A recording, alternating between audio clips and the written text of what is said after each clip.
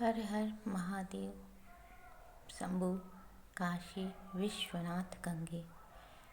Episode number 2 में आप सभी का स्वागत है। आज का टॉपिक है सास बहू के बीच में हुई लड़ाई। एक सास जो होती है वो अपनी बहू से कुछ मांगती है, पर बहू जो है गुस्से में उसे बोलती है कि जब देखो तब कुछ ना कुछ तुम्हें चाहिए खाने के लिए, कुछ जब देखो तब तुमको चाहिए। इतना बजट नहीं हमारा कि हम दिन भर तुम्हें चाय बना करके देते रहें। तो सास बोलती है कि बेटा 2 ही बार तो तुमने दिया है, मेरी आदत है 3-4 बार चाय पीने की। तुम्हारे ससुर जी जब थे तो हम लोग 5 से 6 बार चाय पीते थे। तो बहू बोलती है कि जब ससुर जी थे तो थे, अब नहीं है ना, तो मेरा जितना बजट है हम उसी हिसाब से चलेंगे। अगर आपको रहना है तो रहिए, नहीं रहना है तो आप अब यहाँ से जा सकती हैं। इस बात से सास बहुत दुखी होती है और सोचने लगती है कि आखिरकार मेरी क्या गलती है कि जो मुझे ऐसी बहू मिली। क्या मेरी गलती है कि मुझे खाने को भी नहीं मिलता है। तो मेरी उस सास से यही अनुरोध है कि प्लीज़ आप पहले ये देखिए कि कहीं आप ही तो कुछ गलती नहीं कर रही हैं, कहीं आप ही तो अपनी बहू के दिल में अपने लिए नफ़रत नहीं पैदा कर रही हैं। क्योंकि हो सकता है आपकी छोटी सी गलती से उसका दिल दुख गया हो और वो ऐसा कर रही हो। जैसे कि आप अपनी सहेलियों से, रिश्तेदारों से अगर आप उसके काम की सराहना नहीं करती हैं, आप उसकी बुराई करती रहती हैं और अगर उसने सुन लिया तो फिर वो आपका मान सम्मान करना छोड़ देगी। बेटी को अगर आप प्यार करते हो तो अपनी बहू को भी बेटी की तरह प्यार करो। मुझे पता है कि एक बहू बेटी नहीं बन सकती है। 50% ही ऐसे केसेस होते हैं जिसमें बहू बेटी बन सकती है और सास माँ बन सकती हैं, नहीं तो सास सास रहती है और बहू बहू ही रहती है। फिर भी कोशिश करने में क्या जाता है। अगर सास को तकलीफ़ हो रही है तो उस सास से मेरी बार बार विनती है कि आप अपनी बहू की बुराइयों करना छोड़ दीजिए। आप अपनी बहू की नहीं, आप खुद की बुराई कर रही हैं। आप अपने बेटे की नहीं, आप अपने खुद के सम्मान की बुराई कर रही हैं। लोग आपकी बहू की, बेटे की बुराई सुन करके खुश होते हैं और कुछ नमक मिर्चा लगा करके आगे फैलाते हैं। धीरे धीरे बात इतनी बढ़ जाती है कि वो 1 के बाद 2, 2 के बाद 4, 4 के बाद 10 लोगों तक पहुँचते पहुँचते कहीं ना कहीं से आपके बेटे बहू के कान में आ जाता है, जिससे कि वो आपकी रिस्पेक्ट करना छोड़ देते हैं। कुछ केसेस ऐसे भी होते हैं जिसमें बहू के मायके में अगर ऐसा ही व्यवहार है कि अपनी सास को ये रिस्पेक्ट ना करो तो वो भी उतना ही करेगी।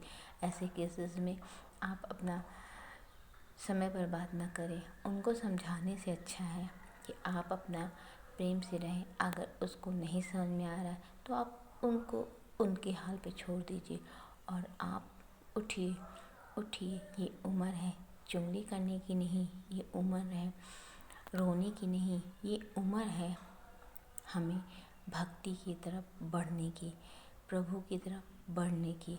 अगर आपको लगता है कि आप बहुत अच्छी हैं फिर भी आपके साथ गलत हो रहा है तो हो सकता है ये हमारा प्रारब्ध हो जो कि इस बार हमें भोगना पड़ रहा है।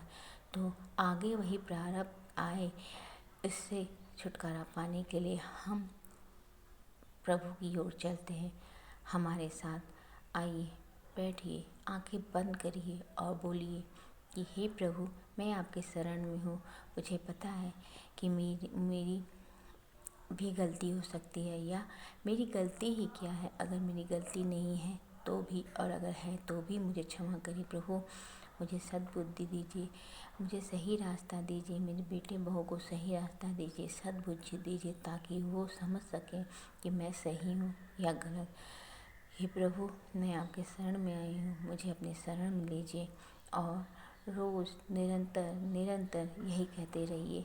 मुझे पता है कि आपका मन ही नहीं करेगा पूजा पाठ में। क्यों? क्योंकि आपकी आदत हो गई है चुगली करने की, आपकी आदत हो गई है बार बार बहू को ताने मारने की। तो पूजा के टाइम पे आपका बैठने का मन नहीं करेगा, परंतु कुछ पल अपने के लिए, कुछ पल खुद के लिए, अपने लिए खुद पर उस परम पिता परमेश्वर के लिए निकालिए जिसने आपको इस धरती पे भेजा है। और आंखें बंद करके 1 मिनट हमारे साथ बोलिए, राम राम राम राम। नहीं हो सकता है तो आप एक पेज रोज रामचरितमानस का पाठ करिए। रामचरितमानस जहाँ पाठ होता है वहाँ पे परिवार के लोगों में प्यार विश्वास बना रहता है। रामचरितमानस पाठ करिए। अगर आप नहीं पढ़ लिख सकती हैं तो सिर्फ और सिर्फ राम राम का जाप करिए। कुछ पल देखेंगे आप, धीरे धीरे आपका मन लगने लगेगा, पूजा पाठ में मन न लगेगा। मैं नहीं कहती कि आप ढेर सारा धूप बत्ती भोग दिया बत्ती करें, मंदिर जाएं तभी आपकी पूजा होगी। आप अपने ही रूम में प्रभु की छवि को रखिए और निरंतर उनको निहारते हुए उनका नाम लीजिए। उनको निहारते हुए अपनी दुख उनसे कहिए, उन्हें निहारते हुए रोइए, खूब रोइए, खूब रोइए, इतना रोइए कि प्रभु आपको सांत्वना देने के लिए खुद ब खुद आ जाएंगे। वो शरीर के रूप में नहीं आएंगे, वो आपके परिवार के किसी सदस्य के रूप में आ जाएंगे जो आपसे पूछेंगे, क्या हुआ दादी, क्यों रो रही हो? क्या हुआ नानी, क्यों रो रही हो? क्या हुआ माँ, क्यों रो रही हो? और अगर ऐसे नहीं हुआ तो प्रभु आपको हिम्मत देंगे हर उस परिस्थिति से लड़ने के लिए जो परिस्थिति इस समय आपके घर में है। तो मेरी आप सभी माताओं से यही विनती है कि प्रभु की ओर चलिए।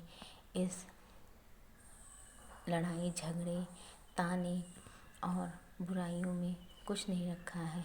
अगर हमें अपनी ज़िंदगी चूँकि कुछ पल की भी हो सकती है उसे सुधारना है तो प्रभु के चरणों में चलना पड़ेगा। इसी बात से मैं आज का एपिसोड को विराम देती हूँ और उम्मीद करती हूँ कि आप ज़रूर एक कदम प्रभु की ओर बढ़ाएंगे, हर एक दुख को छोड़ के एक कदम प्रभु की ओर बढ़ाएंगे। जय श्री राम, जय हनुमान।